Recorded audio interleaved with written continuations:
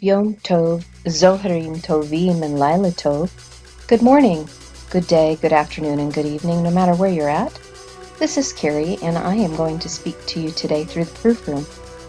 Normally on Saturday, it is my day just to be able to cruise around and see what the Spirit is sharing with me, different things that I need to look into, maybe different things that I am wanting to research upon.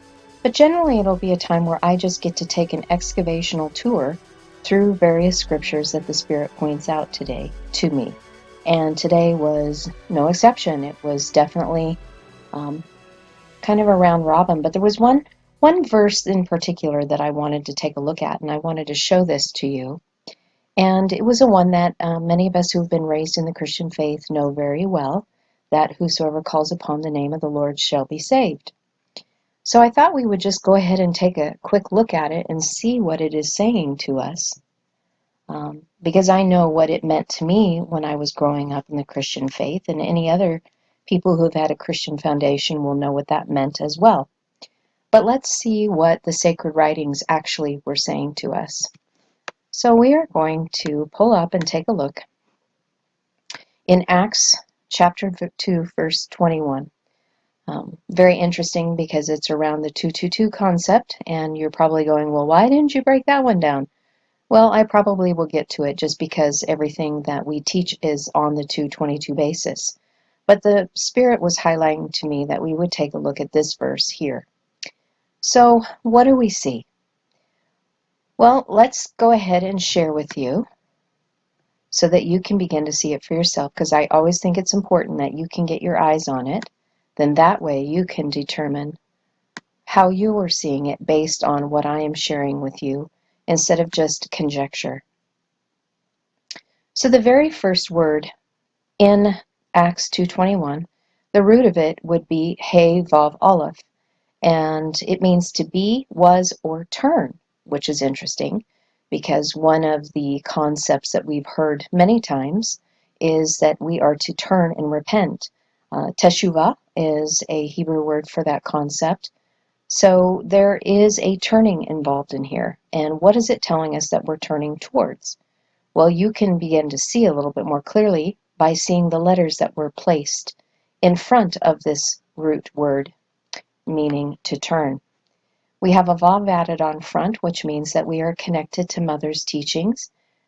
This means that we are approaching Mother in a stance of humility, which really means that we are choosing to be humble. Then we have the added noon on front of it, and this one is telling us that we are connecting to Mother's journey, which is a spiritual path that we are to turn to, that will bring forth revelation that is connected to the oneness principle of all of us becoming one. This revelation is the exhale of the Spirit, and this can be spelled as a hey or a hey aleph. So this symbol right here, meaning behold and to reveal, is actually the Spirit breath in and out that we need. And when you take a look at this in Hebrew as an overlay, this does mean to breathe as a breathing one, and is also connected to desire. So in other words, we need to turn and have a desire to turn, wanting to connect to Mother in humility, remaining teachable, and choosing to take the spiritual path that she is going to present to us, which in turn then propagates seed within us, the spiritual seed, so it can take root and provide a proper foundation for us to stand upon, a nice strong stalk. And this will also, because the noon means this, to produce an heir. And why is that important? Well, we want to dethrone the beast ego nature that's within us, and so we need to be raised into heirship so that we know how to rightly govern ourselves as a sovereign, and Mother's going to start that process. Then we have the word here that means all or whole, but this is also the exact same spelling as the word for the bride. And I have shared this with you before if you've watched any of my other teachings, that all of humanity is the bride. They just don't know it yet. And that's really good news, because then that means we're not judging anyone saying that they are or they are not. Judging is not the process that we want. The only judging we're supposed to do is that which resides within us. Are we lessening the beast ego nature's grasp on us, or is it have a tight grip on us? Where are we acting? Are we acting out of fear or out of love? That's the only measure of judgment that we are to be having within ourselves. So going back to this, meaning all, whole, and bride, we can see the kaf here, representing being yoked and tamed, is a hand that grasps a hold of the language. And why do I say that? The kaf is spelled as a kaf pei. So there's two letters, constituent letters, that form together to create the single symbol, which is something that does not happen in English. An A is an A, an O is an O, a T is a T, but not in Hebrew. Every single letter is spelled through a combinations of letters, so all of those vibrational frequencies are contained in the single symbol. So the pei has to do with the mouth, and the pei has the spelling of pei aleph or pei hey, which are the inhale and the exhale, the revelation of the language that brings forth life and the oneness principle through the sacred languages. And since there's a dagesh, the dot in there, we know that this kaf, this vessel, has chosen to grasp hold of the languages and fill their cup as the teaching shepherd of light came to them to help teach them the way, being able to navigate through the mother and father's teachings, the living waters that they would need to utilize to go through the door of their heart to find this revelation of the kingdom within. That is what the bride's process is in becoming. Then we have the next word, and I know this already, it's Korah, and this means to call upon. So call right here, so we can highlight that. And what do we have in front of it? So I've highlighted the root, but what do we have on the front side of it? It is a dull at noon. And I just got done talking about the judging that the bride is supposed to do within. And I didn't bother to look that the very next word had a dull at noon right in front of it. This is the Hebrew word meaning to judge. So in the order where we have the dalet, this is the door to the inward man in the place of our heart, where we walk through this door that will reveal to us where we are spiritually poor, bringing forth a revelation so we can be marked with the covenant of love. This is done through the spiritual path and journey, and this is the standard and measurement that we judge ourselves upon, so that we can compress light within us during the circle of time by that which was once hidden, esoteric, now being revealed, and finding that narrow path in the system of duality between the light and the dark. This is so that, as the poor and destitute, we can be raised up out of our spiritually poor nature into the place where we can be sovereign leaders as the first fruits over our temple, becoming one. So this calling is a calling that is put upon us so that we can go through the process of the judging, going through all the steps so that we can become one. And if we have raised ourselves to that first fruit position in the oneness unity, we have now eradicated the beast nature within. And again, that is the standard measurement we should be judging ourselves by. Moving on, we have what's called the name, Shem. But in this case, it has a hey on the suffix side. So Shem means the name. It means a mark. It means honor, authority, and character, a mark of individuality as being conspicuous. And when we break this down, we can see that it talks about the living fires of purification as well as the living waters that will bring forth revelation. Now, normally Shem is just spelled She-Mem, but because it has a hey on the suffix side, we already know that this is connected to the Spirit of Father, and this is what left, and this is what was taken from the garden in which we have been seeking to find in order for us to connect back to Father, connecting back our spirit to Father, in being able to have revealed to us what unconditional love is, because that's the whole purpose of why we are here. Not only to discover who we are, but to be able to find love, what is and what is not, and be able to reveal the truth of that to other people. So those who are of the name will have this revelation and it will be revealed to them. The only reason why they will have that added to them is because they chose to go through the fire and the water to purify themselves so that the revelation would come to them because they have honor, authority, and integrity. Moving to the next to the last word, we have what is translated as Lord, and this would be Maria. And when you take a look at this is actually a word that means a sovereign.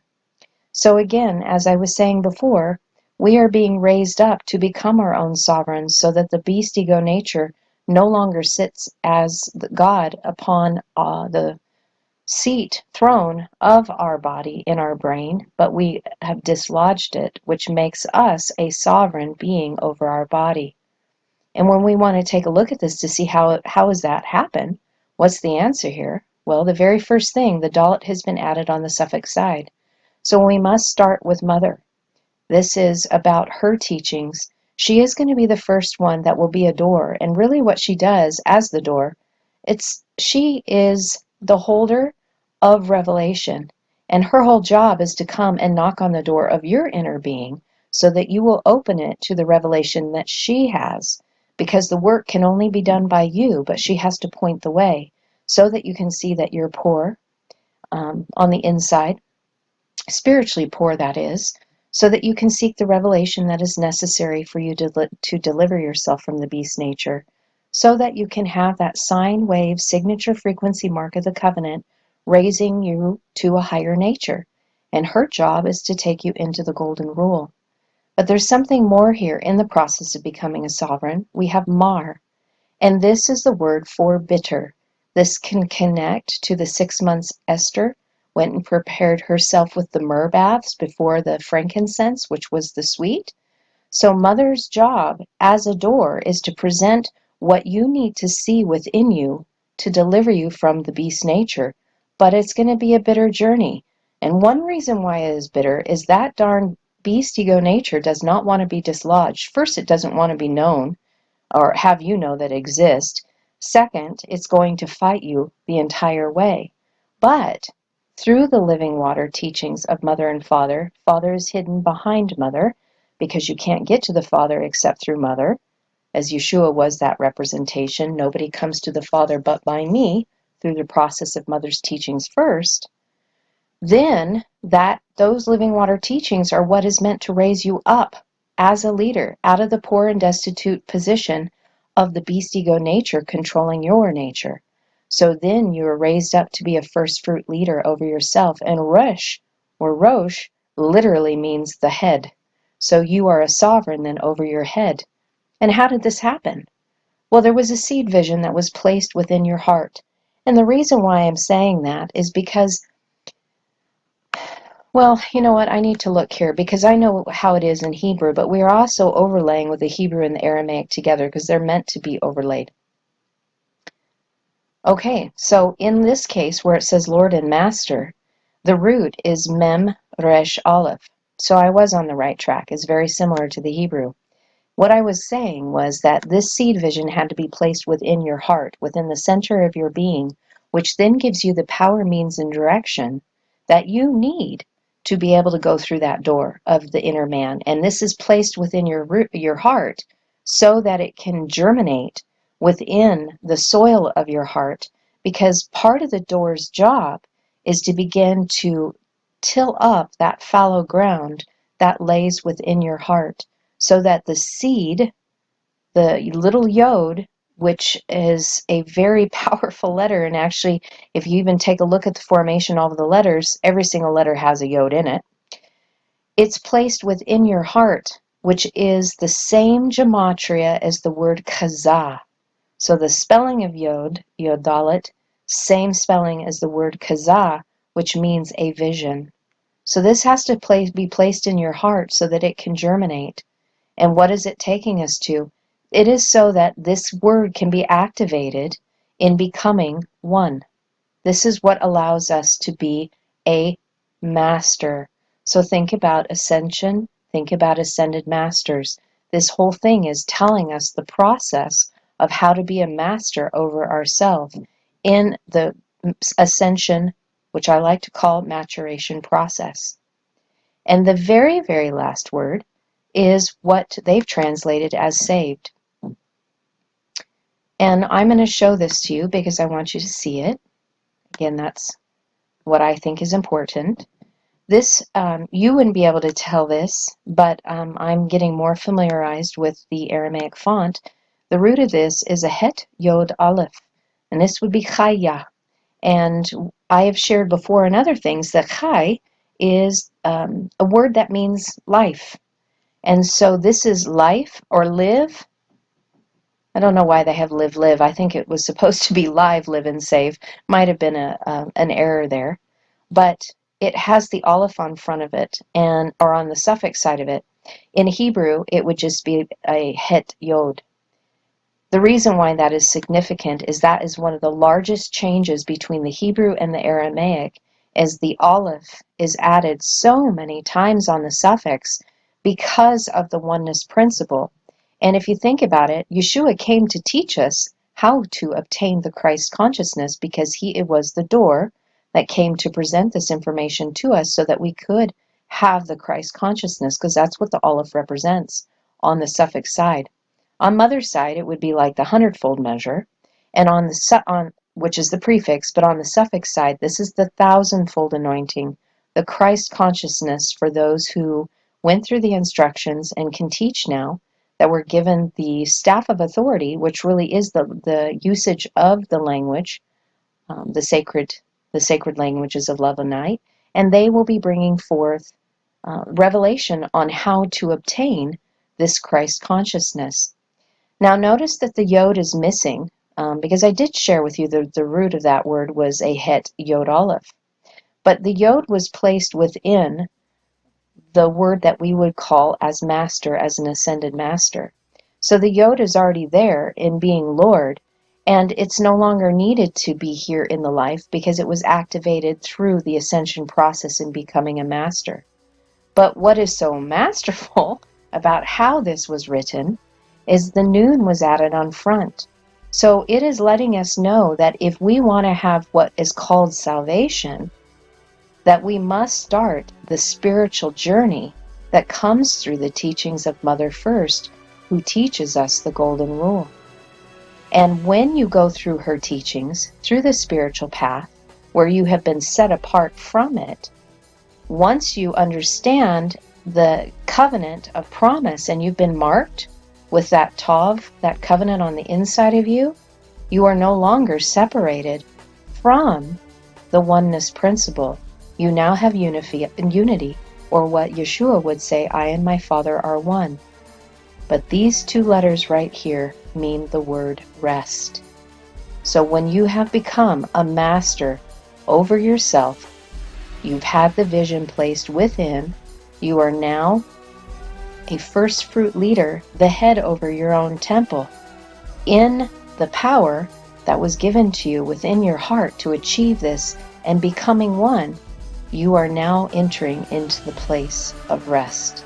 And that is because the beast ego is no longer within you, causing the chaos. You now have the peace that goes beyond all understanding. Shalom, shalom, and namaste.